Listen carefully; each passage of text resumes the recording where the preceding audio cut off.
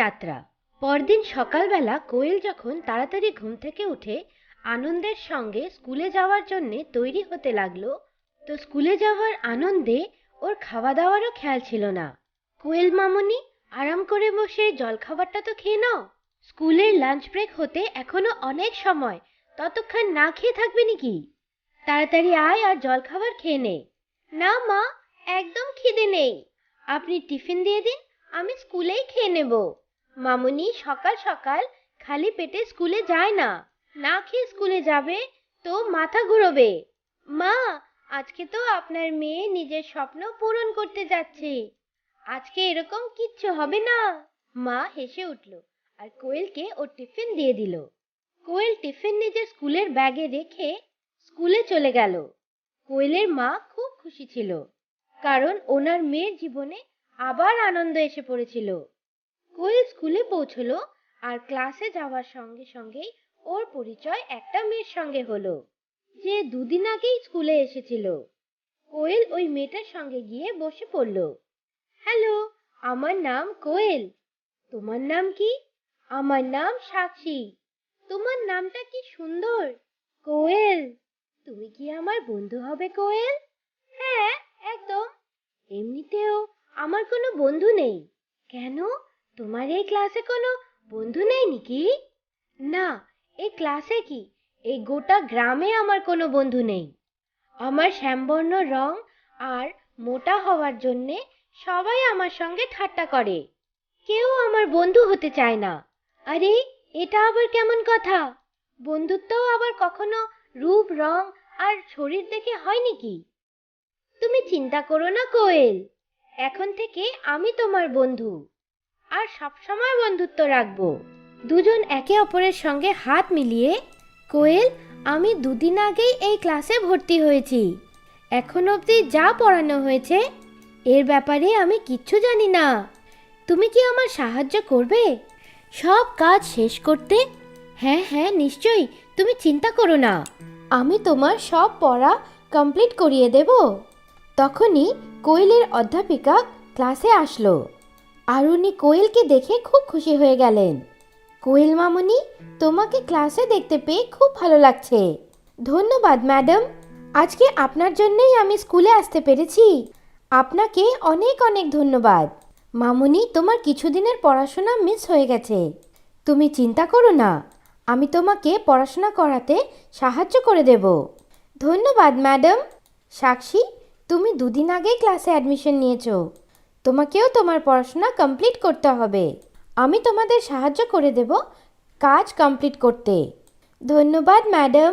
অধ্যাপিকা পড়াশোনা করাতে লাগলো, আর সব বাচ্চারা মনোযোগ দিয়ে পড়াশোনা করতে লাগলো। মধ্যম অবকাশের ঘন্টি বাজলো, আর অধ্যাপিকা ক্লাসের বাইরে চলে গেল, আর সব বাচ্চা টিফিন খাওয়া আরম্ভ করলো।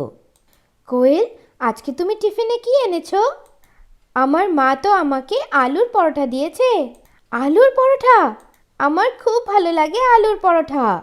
আমার মা টিফিনে সবজি রুটি দিয়েছে। এই নাও, তুমি আমার পরোটা খেয়ে নাও, আর আমি তোমার রুটি সবজি খেয়ে নিচ্ছি। আরে না না, তুমি খেয়ে নাও, আমরা মিলেমিশে খাবো। তাই তো আমি বলছি, তুমি আমার টিফিনটা নিয়ে নাও, আর আমি তোমার টিফিনটা নিয়ে নেব। তুমি তো বললে তুমি আলুর পরোটা ভালোবাসো। নাও, তুমি আলুর পরোটা খেয়ে নাও।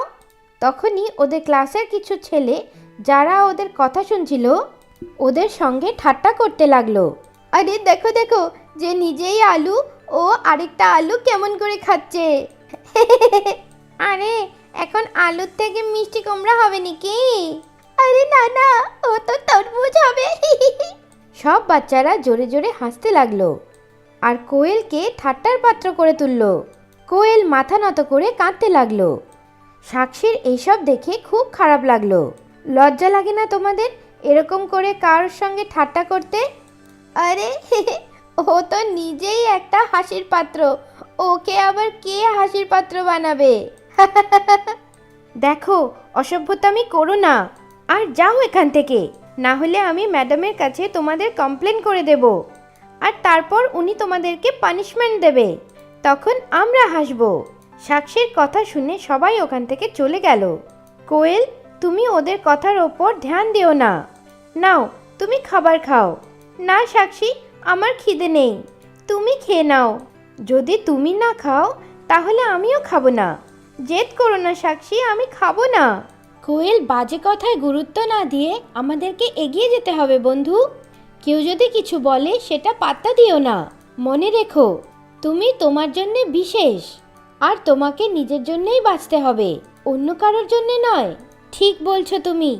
আমার অন্যের কথার ওপর লক্ষ্য না দিয়ে নিজের পড়াশোনার ব্যাপারে ভাবা উচিত।